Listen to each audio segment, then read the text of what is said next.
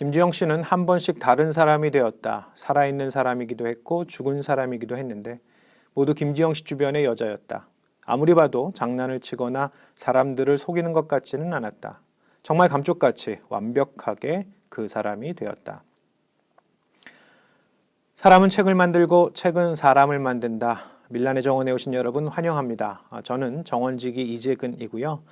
오늘 여러분과 나눌 책은 조남주 작가의 2016년작 82년생 김지영입니다. 현재 111만 부가 팔리면서 엄마를 부탁해 이후 9년 만에 밀리언셀러를 기록한 이 책은 영국, 프랑스, 스페인과 이탈리아 등 17개국에 번역 출판되기도 한다는데요. 고 노회찬 의원, 금태섭 의원 등 정치권에서도 많은 관심을 가졌고요. 지난 23일 정유미 공유주연의 영화로도 개봉되면서 페미니즘과 젠더 논쟁으로 뜨거운 이슈몰이를 하고 있습니다. 총 5챕터로 이루어진 이 책은 이 영화로 치면 플래시백 기법을 사용합니다. 이 앞선 인용 부분은 소설 속 김지영 씨를 상담한 정신과 의사의 독백인데요.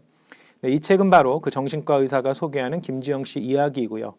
오늘 밀란의 정원은 그녀의 유년 시절, 청소년기, 대학, 취업, 결혼과 육아를 총 3부분으로 나눠 살피고자 합니다. 한편 이 책의 시작은 2015년 추석 이 시댁을 방문한 김지영 씨가 갑작스레 시부모와 남편에게 이상한 행동과 말을 하게 되는 장면에서 비롯됩니다. 아이고 사부인, 사실 우리 지영이 명절마다 몸살이에요. 정서방, 자네도 그래. 매번 명절 내내 부산에만 있다가 처가에는 엉덩이 한번 붙였다 그냥 가고. 사돈어른 외람되지만 제가 한 말씀 올릴게요. 친정엄마를 복사하듯 흉내내는 말과 행동, 시아버지에게 사돈어른이라 부르는 당혹스러운 상황에서부터 말이죠. 첫 번째 조각, 탄생의 비밀, 여자라는 꼬리표. 첫 번째 조각 제목을 탄생의 비밀, 여자라는 꼬리표로 붙여봤습니다. 82년생 김지연 씨가 태어나서 초중고교를 졸업하기까지 이야기인데요. 할머니, 부모님, 언니와 어린 남동생, 가난했던 6 식구 시절, 이 그녀의 눈에 비친 엄마와 딸, 아들인 막내 동생, 그리고 유독 남녀 성비율이 기울었던 초등학교 시절은 순서라는 말로 그려집니다. 갓 지은 따뜻한 밥을 뜨는 순서, 좋은 옷과 새 가방을 쓰는 순서, 또 학교에서 번호를 얻는 순서, 급식을 받아 먹는 순서. 이 김지영 씨는 딸과 여자라는 이유로 순서 혹은 차별에 익숙해야 했지요. 불쑥불쑥 그런 처사에 불평할 때면 할머니와 어머니의 훈계를 들어야 했습니다. 딸과 여자로 일상 속 수많은 한계와 억압을 견뎌야 했던 당시 여성들. 여기서 저는 김지영 씨와 또래 여성들에게 주어진 불평등이 그들의 탄생 때부터 시작되었음을 다음의 대목에서 알 수 있었는데요. 다소 충격을 받으면서요. 정부에서 가족계획이라는 이름으로 산하 제한 정책을 펼칠 때였다. 의학적 이유의 임신 중절 수술이 합법화된 게 이미 10년 전이었고 딸이라는 게 의학적인 이유라도 되는 것처럼 성감별과 여아낙태가 공공연했다. 어머니는 혼자 병원에 가서 김지영 씨의 여동생을 지웠다. 아무것도 어머니의 선택이 아니었지만 모든 것은 어머니의 책임이었고 온 몸과 마음으로 앓고 있는 어머니 곁에는 위로해줄 가족이 없었다. 맹수에게 새끼를 잃은 동물처럼 울부짖는 어머니의 손을 꼭 잡으며 의사는 미안하다고 말했다. 어머니가 미치지 않은 것은 오로지 할머니 의사의 그 한마디 덕분이었다.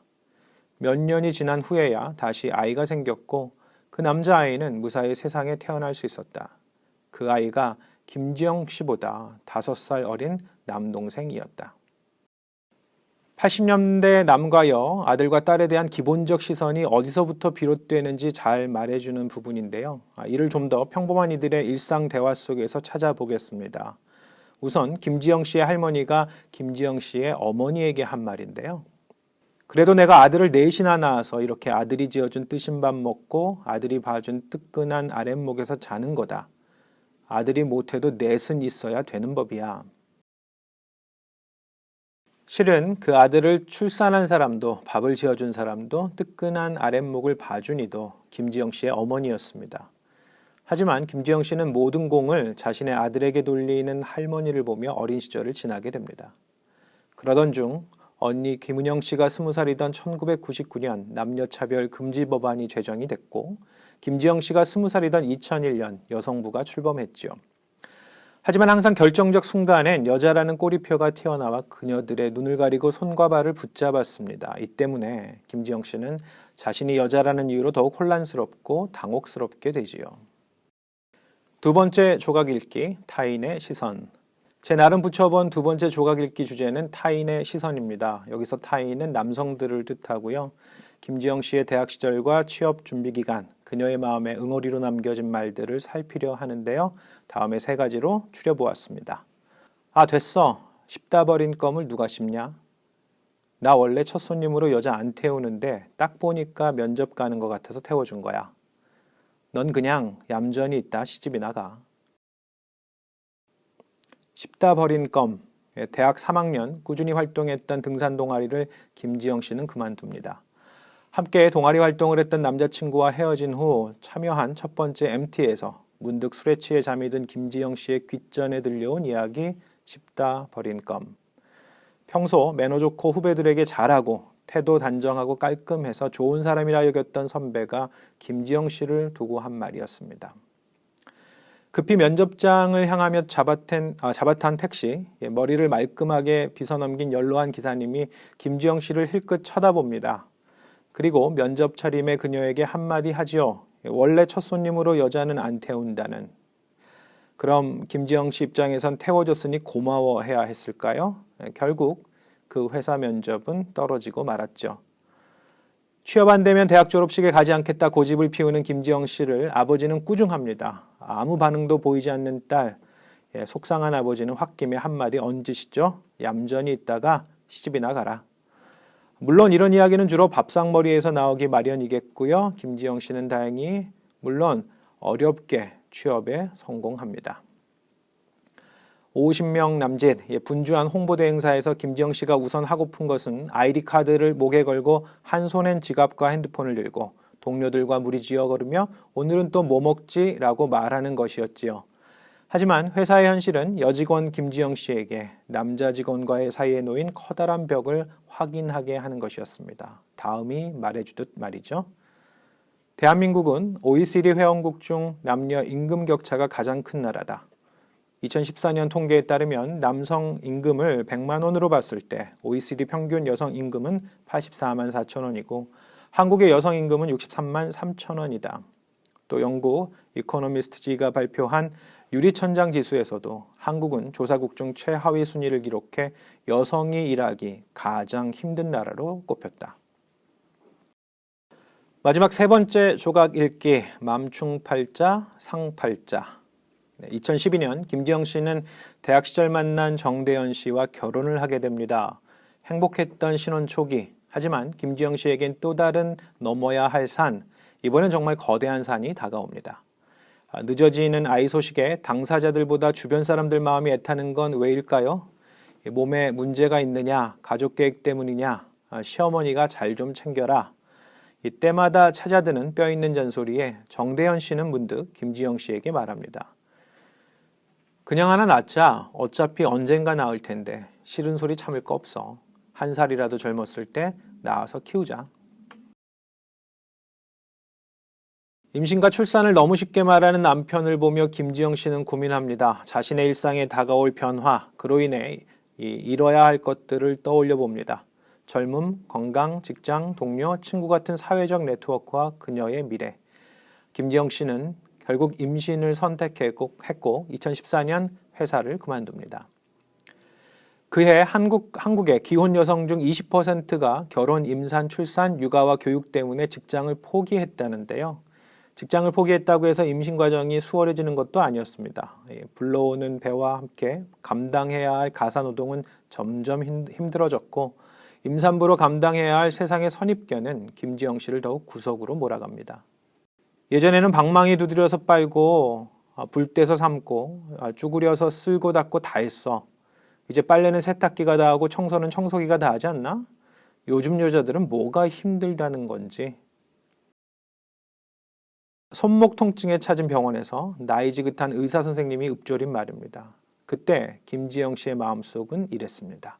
머리만 좀 지끈거려도 쉽게 진통제를 삼키는 사람들이, 점 하나 뺄 때도 꼭 마취 연고를 바르는 사람들이, 아이를 낳는 엄마들에게는 기꺼이 다 아프고 다 힘들고 죽을 것 같은 공포도 다 이겨내라고 한다. 그게 모성애인 것처럼 말한다. 세상에는 혹시 모성애라는 종교가 있는 게 아닐까? 모성애를 믿으십시오. 천국이 가까이 있습니다.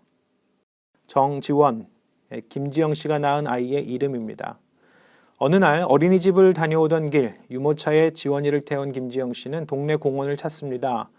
잠이 든 아이를 바라보면서 오랜만에 커피 한 잔의 여유를 즐기던 그녀에게 바로 옆 벤치에서 이런저런 이야기가 들려옵니다.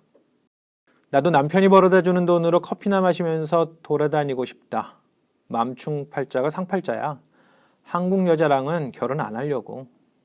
김지영 씨는 뜨거운 커피를 손등에 쏟으며 급히 공원을 빠져나왔고 깨서오는 아이도 아랑곳 않고 집까지 정신없이 유모차를 밀었습니다. 플래시백을 통해 들여다본 김지영 씨의 34년, 2016년 현재는 상담에 나선 정신과 전문의의 독백으로 끝을 맺게 됩니다. 김지영 씨가 선택해서 내 앞에 펼쳐놓은 인생의 장면들을 들여다보며 나는 내 진단이 성급했다는 것을 깨달았다. 틀렸다는 뜻은 아니다. 내가 미처 생각지 못하는 세상이 있다는 뜻이다.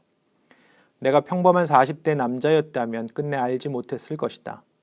대학 동기이자 나보다 공부도 잘했고 욕심도 많던 안과 전문의 아내가 교수를 포기하고 페이닥터가 되었다가 결국 일을 그만두는 과정을 지켜보면서 나는 대한민국에서 여자로, 특히 아이가 있는 여자로 산다는 것이 어떤 것인지 알게 되었다. 82년생 김지영과 함께 생각거리를 정리해보는 시간 Think Twice입니다. 오늘은 좀 제 개인적인 얘기를 좀 하겠는데요. 2002년 목사 안수를 받고 저는 어느 교회의 풀타임 사역자로 부임하게 됩니다. 그런데 담임 목사님과의 최종 면접을 앞두고 수석 부목사였던 선배께서 이런 말씀을 하는 거예요. 아내 될 사람은 뭘 하지? 교사라고 대답했습니다. 그러자 이렇게 말씀하시는 겁니다. 우리 교회 목회자 사모들은 직업을 가질 수 없어. 황당했던 저는 순간 바로 반응했습니다. 그럼 전 이 교회 안 옵니다. 라고요. 그런데 다행히 별탈 없이 그 교회를 섬기게 되긴 했지만 목사의 사역과 그 아내 된 사람의 직업은 무슨 상관일까 궁금하기도 했습니다. 얼마 전 한국 내 최대 개신교단인 대한예수교장로회 통합 측에 총회가 있었습니다. 백사회 총회에 무려 1,500명의 대표들이 참석했는데요. 그중 여성 대표의 수가 28명이었습니다. 고작 28명이요. 채 3%가 되지 않는 민망한 수치였죠. 제가 신학대학원 시절인 90년대 중반 여성 목사 안수가 통과되었지만 23년 세월 동안 여전히 개신교계에는 60, 70대 절대 다수의 남성들에 의해 주도되고 있다는 사실이 저는 매우 놀라웠습니다. 이렇게 배타적인 단체가 어떻게 개혁교회의 미래를 논할 수 있을까요? 82년생 김지영은 남녀 대결을 부추기는 페미니즘, 젠더 이슈를 위한 책이 아니었습니다. 그보다는 지극히 평범한 한국 사회 속 여성들의 일상을 통해 참된 가족, 관계, 사랑과 희생이란 가치를 추구해보자는 스토리텔링이었죠. 이 책의 영화화 소식이 전해졌을 때 영화 제작 금지 청원이 청와대 게시판에 올라왔고 주연 배우 정유미 씨에 대한 비판과 비난이 이어졌다는데요.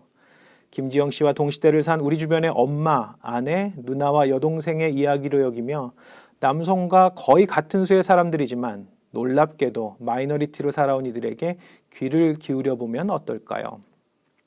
그래서 오늘의 Think Twice는 김지영 씨를 통해 전달된 그 어머니의 이야기를 반복하며 마치고자 합니다. 사돈어른 외람되지만 제가 한 말씀 올릴게요. 그 집만 가족인가요? 저희도 가족이에요. 저희 집 3남매도 명절 아니면 다 같이 얼굴 볼 시간 없어요.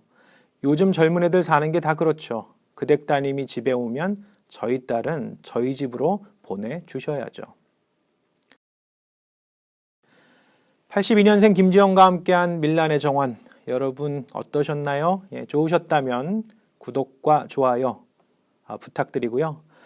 영화 개봉 5일 만에 100만 관객 돌파, 또 예매율 1위에도 평점 테러를 받고 있다는데 내 아내 얘기, 우리 엄마 얘기, 모든 세대를 아우르는 영화라는 데서 아내의 손 붙잡고 극장으로 향해 보는 것도 좋을 듯합니다.